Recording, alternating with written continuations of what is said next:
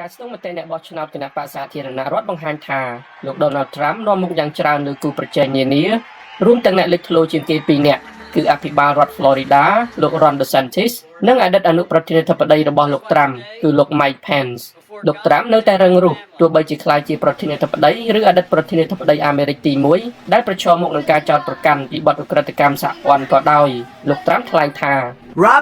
លោក Ron DeSantis និងការគាំទ្ររបស់គាត់កំពុងធ្លាក់ចុះលោក Stuart Stevens អ្នកយុទ្ធសាស្ត្រនយោបាយជើងចាស់នៃយុទ្ធនាការប្រធានាធិបតីសាធារណរដ្ឋ5រូបមិនភ្ញាក់ផ្អើលនឹងការនាំមុខដ៏ខ្លាំងរបស់លោក Trump ទេ This is Trump's party នេះគឺជាគណៈបករបស់លោក Trump ហើយខ្ញុំមិនឃើញហេតុផលណាដែលត្រូវជឿថាបញ្ហាផ្លូវច្បាប់ដែលលោកមាននឹងផ្លាស់ប្ដូរស្ថានភាពនេះទេខ្ញុំថាវាកាន់តែពង្រឹងលោកខ្ញុំគិតថាលោកបានបង្ហាញខ្លួនដោយជោគជ័យថាជាជនរងគ្រោះបេក្ខជនថ្មីបំផុតខាងគណៈបក្សសាធារណរដ្ឋគឺលោក Will Hurd អតីតសមាជិកសភានៃរដ្ឋ Texas And if we nominate a lawless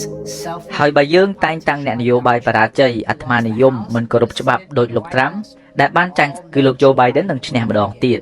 បេក្ខជនគណៈបក្សសាធារណរដ្ឋតិចតួចហ៊ានរិះគន់លោក Trump ដោយចំហ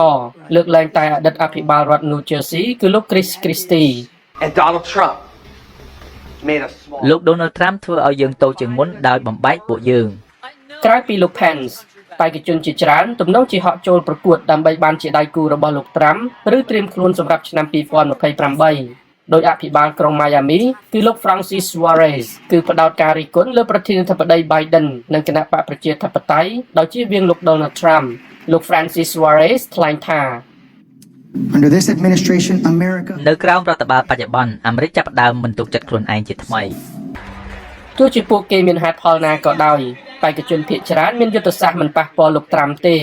នេះបើតាមលោក Stevens ដែលថាលោកបានចាក់ចែងពីបកនេះហើយ if you're defined against Joe Biden បើគេចាត់ទុកថាប្រឆាំងនឹងលោក Joe Biden នោះជារឿងល្អក្នុងការបោះឆ្នោតបឋមបក្សសាធារណរដ្ឋយ៉ាងទៀតប្រវត្តិបានបង្ហាញថាពេលអ្នកវាយប្រហារលោក Donald Trump គឺលោកវាយប្រហារបកយ៉ាងខ្លាំង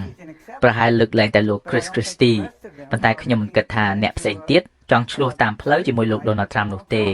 សម្រាប់អ្នកបោះឆ្នោតឱកាសដំបូងរបស់ពួកគេក្នុងការវាយតម្លៃអ្នកចូលឈ្មោះជាប្រធានាធិបតីជាច្រើនអ្នកនឹងមកដល់នៅពេលបេក្ខជនប្រជុំមុខគ្នាដោយផ្ទាល់នៅក្នុងបន្ទប់តែមួយនៅថ្ងៃទី23ខែសីហាពេលដែលគណៈបក្សសាធារណរដ្ឋរៀបចំការជជែកដេញដោលដំបូងនៃរដូវកាលឃោសនាបឋមពីរដ្ឋធានី Washington ខ្ញុំសាយមុនី VOA